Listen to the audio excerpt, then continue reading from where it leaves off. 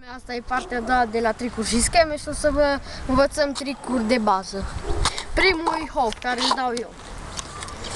Deci trebuie să, e cel mai simplu, trebuie să sari și să tragi și tu de ghidon un pic, adică așa.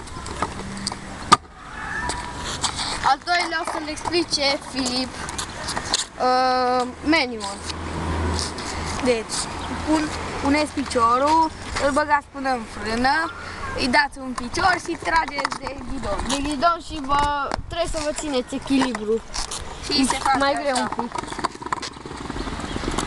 Asta nu e chiar de bază, dar e ok și asta. Acum o să vă explice Moise 118.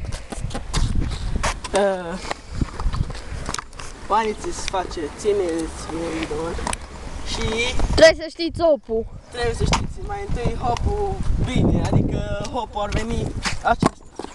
Da, și dați în, vă rotiți cum ar veni, trageți într-o parte. Și trageți tare într-o parte. Ăsta e. Mulțumim pentru clip. Asta e tot. The Toxic Man. Deci, 1, 2 și 3. da. Deci, like, subscribe și ce vreți voi. Salutări!